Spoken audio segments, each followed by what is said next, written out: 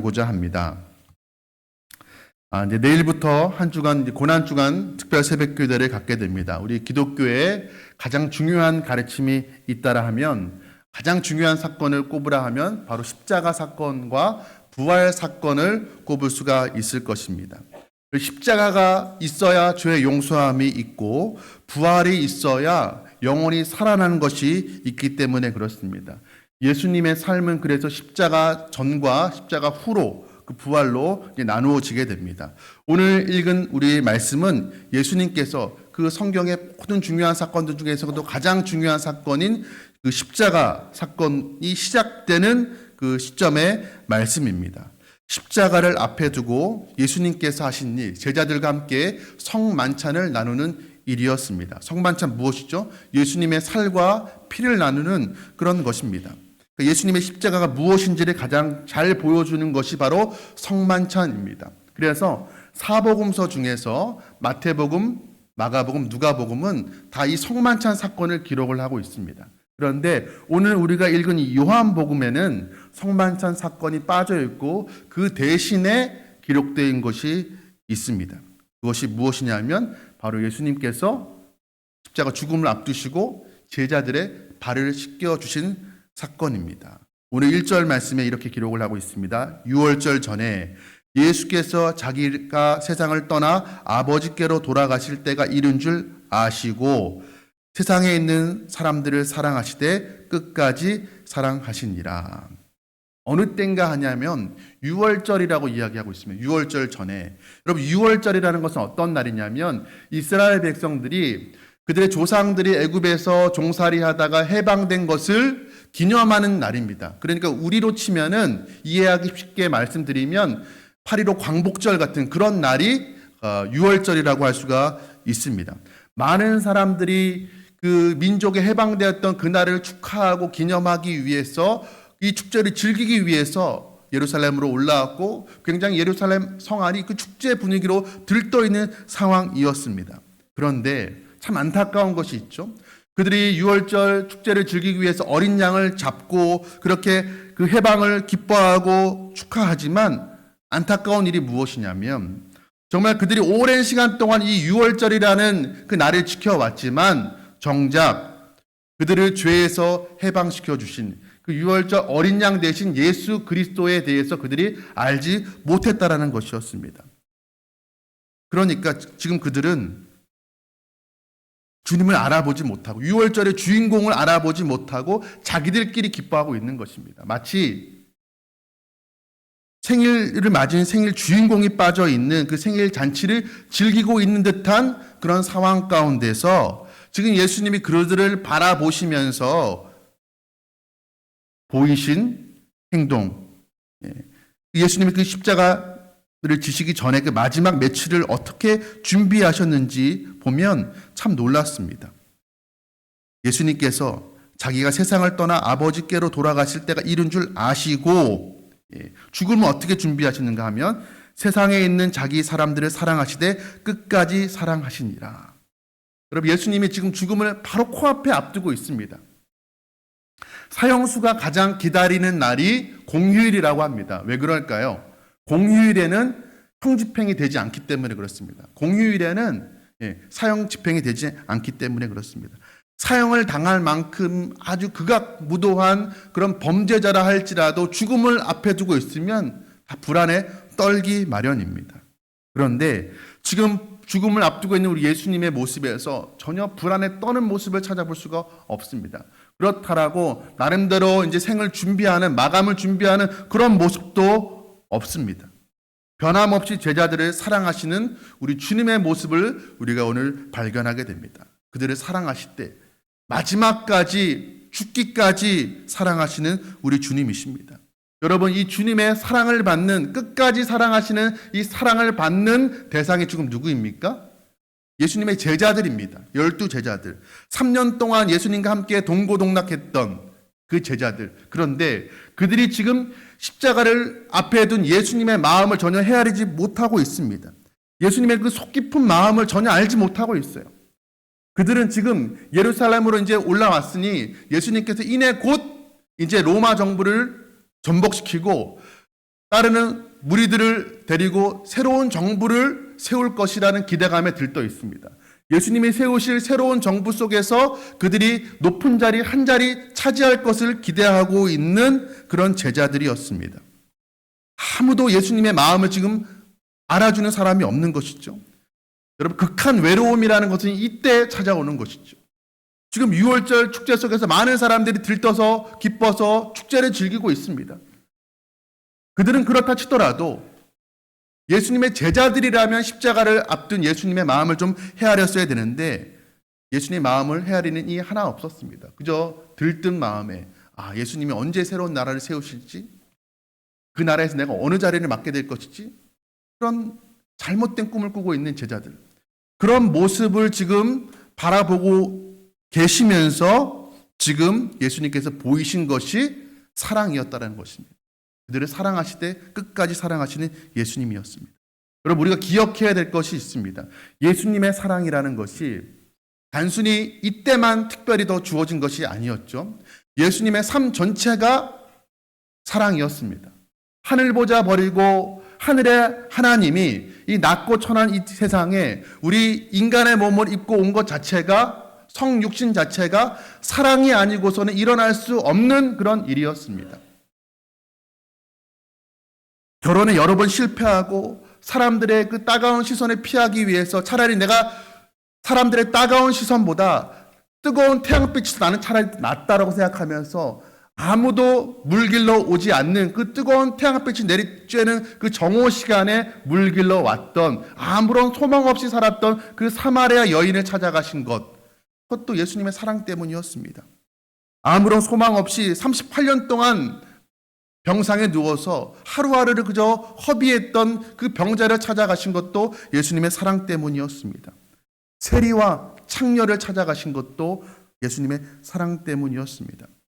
십자가에 못 박히실 때 예수님을 조롱하고 모욕하고 십자가에 못 박는 그 병사들을 향하여서 기도했던, 아버지, 저들이 자신들이 하는 일을 알지 못합니다. 저들이 용서하여 주시옵소서, 그렇게 기도했던 것 다 예수님의 사랑 때문이었습니다. 그러니까 예수님이 이 땅에 오셔서 마지막 죽으시는 그 순간까지 예수님의 시선이 닿는 곳, 예수님의 손길이 닿고 발길이 닿는 곳에 예수님의 그 사랑이 깃들지 아니한 것이 하나 없다라는 것입니다.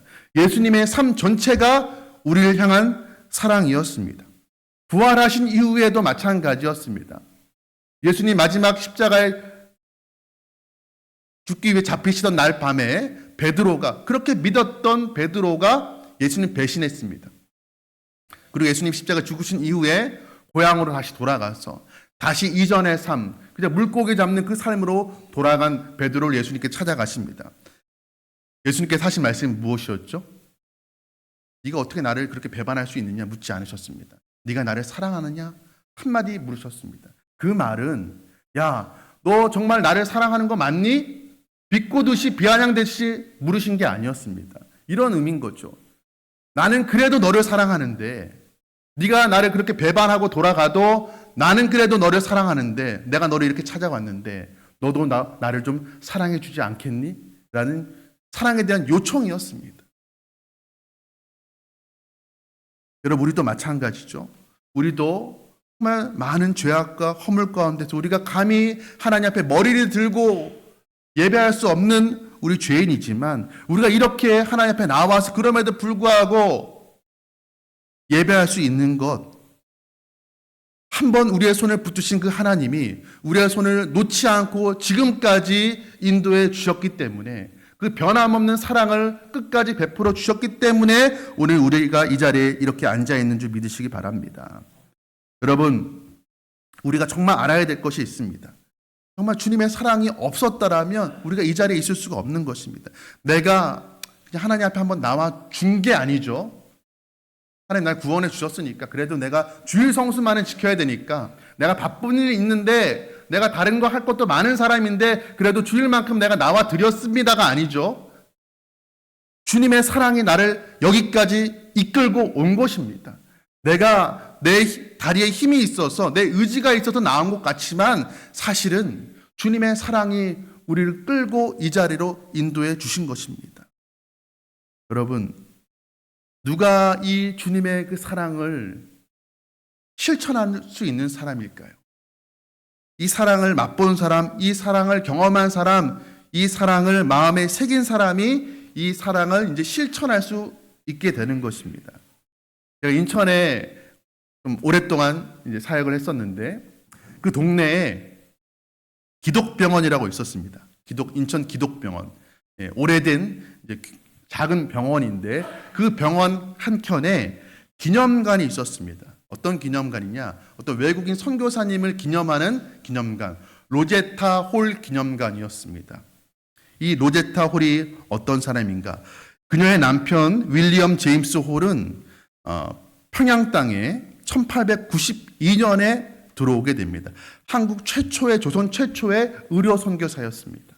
그런데 그가 3년 동안 병자들을 정말 지극한 정성으로 돌보다가 그도 병에 걸려서 죽게 됩니다. 그때 그의 아내 로제타 홀이 임신 7개월 때였습니다. 그가 미국으로 돌아가서 아이를 낳고 그 아이와 함께, 어린 아이와 함께 다시 남편을 묻은 조선 땅으로 돌아오게 됩니다. 그리고 홀 기념병원을 세우게 됩니다. 그리고 서울과 평양을 오가면서 환자들을 돌봤습니다. 평양 사람들은 그 푸른 눈의 외국인 여성을 향하여서 평양의 오만이라고 불렀다고 합니다. 1921년 인천 제물포 지역에 이제 여성들과 아이들을 치료하기 위해 세운 인천 부인병원이 바로 오늘날 인천 기독병원의 전신이었습니다. 그녀가 세운 병원들, 동대문 부인병원, 나중에 이대 부속병원이 됩니다. 경성 여자의학전문학교는 고려대학교 의과대학의 전신이 됩니다. 그러니까 그녀가 세운 모든 병원들이 다 우리나라 최초의 현대식 의료시설이었던 것이었습니다. 그녀는 병원을 세우는 일만 했던 것이 아니라 후학을 길러내는 일에도 열심을 다했습니다. 그녀의 도움으로 미국에서 의학 공부를 한 박에스더라는 이 여성은 한국인 최초의 여성 여의사가 됩니다. 그런데 이 박에스더가 결핵으로 죽게 돼요. 그러니까 이 박에스더를 정말 이모처럼 따랐던 로제타 홀의 아들 셔우드 홀이 그 이모같이 여겼던 박에스더가 결핵으로 죽는 것을 보고 결핵 치료에 자신의 인생을 드리기로 결단을 하게 됩니다. 열심을 내게 되죠. 그래서 만들어진 게 바로 크리스마스 실입니다. 크리스마스 실을 만든 사람이 이 로제타 홀의 아들 셔우드 홀이었습니다. 이 셔우드 홀이 남긴 말이 있습니다. 내가 청지기로 조선 사람들의 심장을 진찰할 때면 내 심장도 함께 뜁니다. 나는 조선을 사랑합니다. 그녀의 어머니 로제타 홀 25살의 나이에 참 꽃다운 나이 아니겠습니까? 참 하고 싶은 거 많고 이쁘게 꾸미고 싶고 아직도 엄마한테 어리광 부리고 싶은 그 나이 때 이름도 낯선 조선 땅에 찾아와서 43년 동안 가난한 이들을 치료했습니다. 사랑을 실천했습니다. 그녀가 훗날 43년의 사역을 마치고 미국으로 돌아갈 때 사람들이 이렇게 이야기했습니다. 조선 땅에 그녀의 은혜를 입지 않은 조선 사람이 없다라고 말했습니다.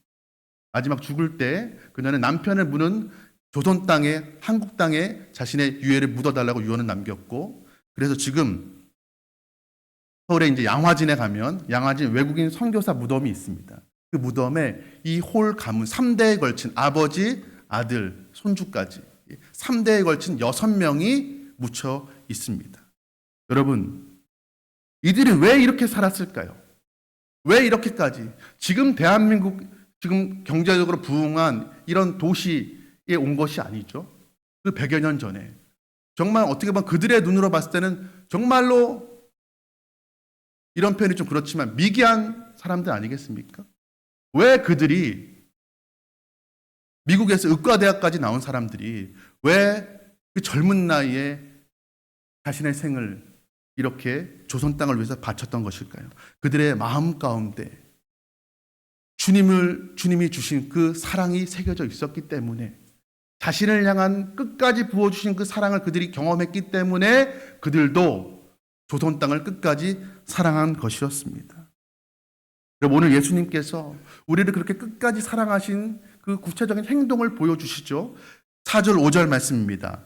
저녁 잡수시던 자리에서 일어나 겉옷을 벗고 수건을 가져다가 허리에 두르시고 이에 대야에 물을 떠서 제자들의 발을 씻기시고 그 두르신 수건으로 닦기를 시작하여.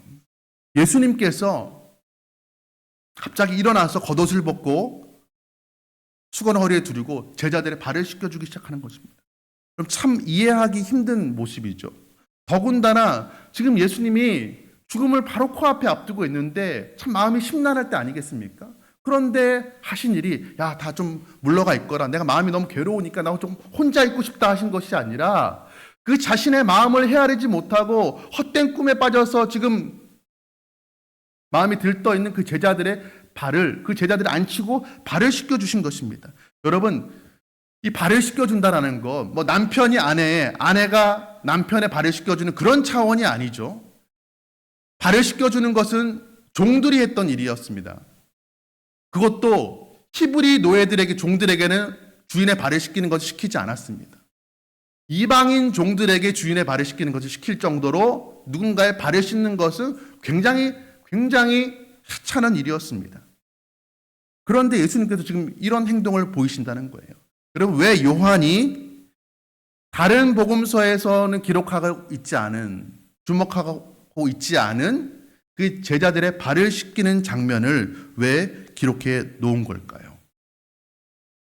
지면을 채우기 위해서 아니겠죠. 그만큼 성만찬을 대신할 만큼 이 예수님이 제자들의 발을 씻기는 행위가 그만큼 의미가 있고 중요하기 때문에 기록하고 있는 것입니다.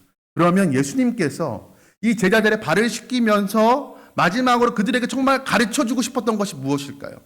여러분, 마지막에 주로 하는 말, 유언은요, 쓸데없는 말 하지 않지 않습니까? 가장 중요한 말, 정말 자녀들이 평생의 마음에 새기기를 바라는 그 말을 마지막 말로 남깁니다.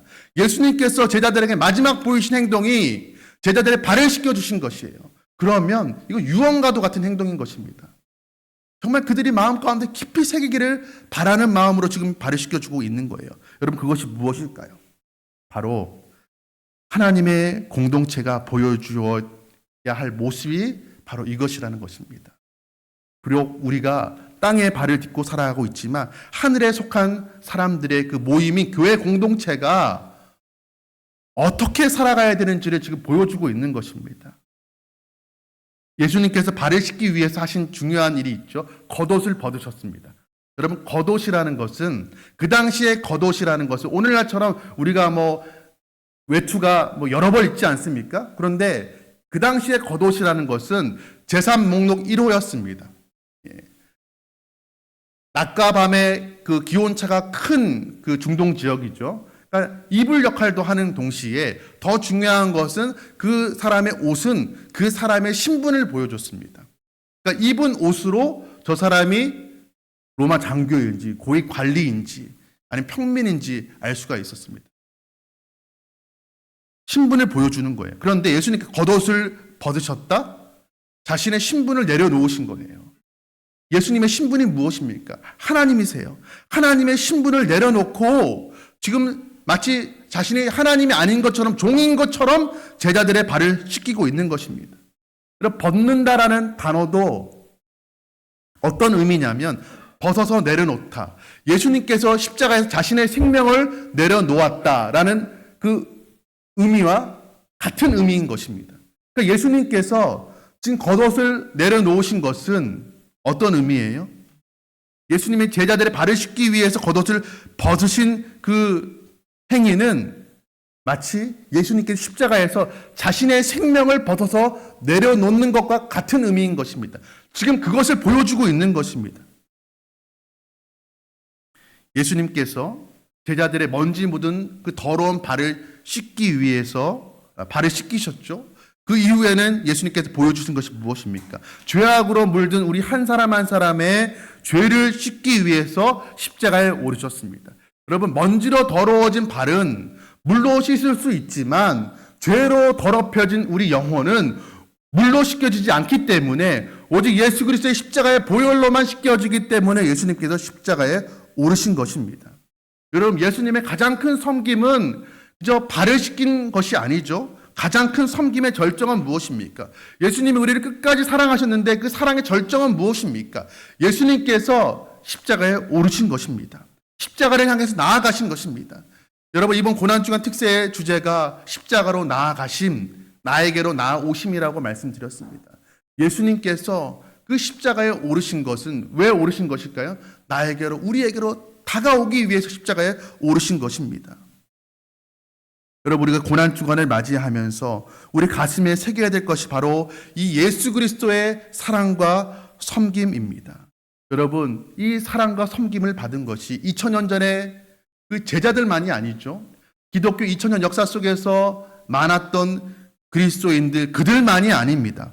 오늘 우리도 동일하게 예수님의 이 지극한 끝없는 사랑과 섬김을 받았습니다. 그랬기에 우리가 오늘 이 자리에 이렇게 예배의 자리에 앉아 있는 것입니다. 여러분, 우리 중에 혹시 이렇게 말씀하실 분 계십니까? 저는 아직 사랑할 때가 아닙니다. 저는 아직 섬길 때가 아닌 것 같습니다. 제가 섬기기에는 너무나 좀 부족합니다. 어렵습니다. 여러분, 한번 스스로에게 물어보십시오. 예수님께서 나를 위해서 겉옷을 벗고 무릎을 꿇고 하신 일이 무엇입니까? 예수님께서 나를 위해서 십자가에서 하신 일이 무엇입니까? 한번 생각해 보십시오. 하늘의 아버지께서 나를 사랑하시고 섬기셔서 나를 구원하기 위해 십자가에 오르신 사건을 기억한다면 우리가 그렇게 말할 수 없을 것입니다. 예수님께서 제자들의 발을 씻겨주시는데 가룟 유다의 발까지 다 씻겨주십니다. 이제 곧 자신을 배반할 그 가룟 유다의 발까지 다 씻겨주신 이후에 예수님께서 마지막으로 말씀하십니다. 오늘 본문 14절과 15절 말씀입니다. 우리 함께 읽겠습니다. 내가 주와 또는 선생이 되어 너희 발을 씻었으니 너희도 서로 발을 씻어주는 것이 옳으니라. 내가 너희에게 행한 것 같이 너희도 행하게 하려 하여 본을 보였노라. 아멘. 여러분, 제자는 어떤 사람입니까? 스승이 하는 대로 똑같이 따라가는 사람들이 바로 제자들입니다. 그런데 예수님께서 그 제자들에게, 스승 대신 예수님께서 하시는 말씀이 뭐예요? 내가 이렇게 너희들 발을 씻긴 것, 너희도 그렇게 살라라고 내가 친히 본을 보인 것이다. 너희도 이 섬김을 받는 데서 그치는 것이 아니라 너희도 이 섬김을 받았다면 너희도 나가서 그렇게 섬기는 삶을 살아가라. 내가 너희에게 행한 것 같이 너희도 다른 이에게 그렇게 행하라라고 말씀하셨습니다. 여러분, 사랑하기 좋은 때를, 여러분, 적당한 때를 찾으려고 노력하지 마십시오.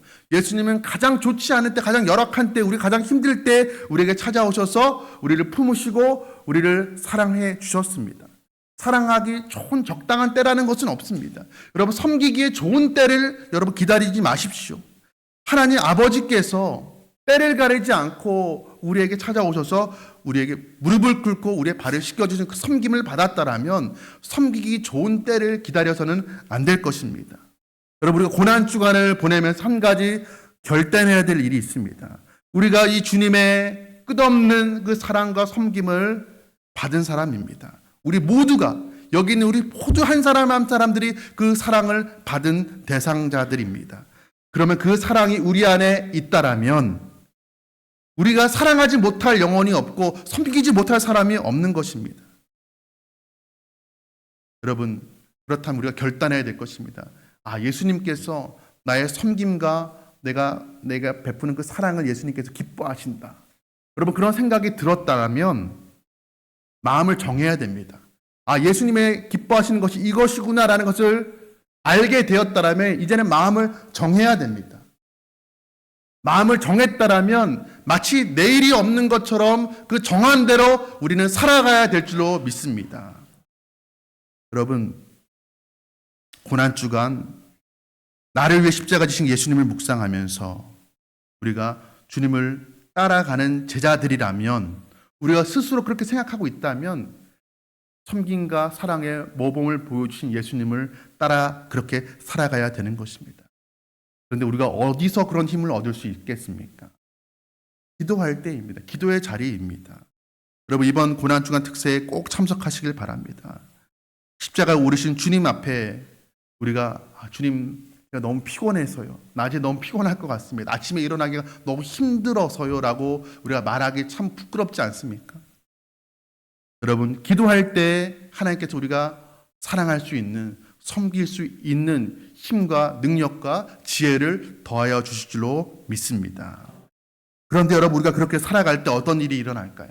우리가 그렇게 섬김과 사랑을 실천하며 살아갈 때, 그렇게 살아가는 우리의 모습을 주변 사람들이 볼 때, 우리가 믿는 예수님을 우리가 살아가는 그런 모습을 통해서 발견하게 될 줄로 믿습니다. 여러분, 이 거룩한 사랑과 섬김의 물결이 우리 포남교회를 넘어서 이 지역으로 흘러 넘치게 되기를 간절히 소원합니다. 여러분, 우리가 그렇게 섬김과 사랑을 실천할 때 하나님께서 우리뿐만 아니라 저들도 사랑하셨죠. 저들의 발도 씻겨주셨습니다. 그 예수님을 저들이 만나게 되는 역사가 그런 섬김과 사랑의 삶을 실천하며 살아가는 우리를 통해서 일어나게 되기를 주님의 이름으로 축복합니다. 우리 이 시간에 함께 찬양하도록 하겠습니다. 오늘 주보에 있는 나와 있는 찬송가 대신에 오늘 이 찬양 하나님 앞에 좀 올려드리고 우리 기도했으면 합니다.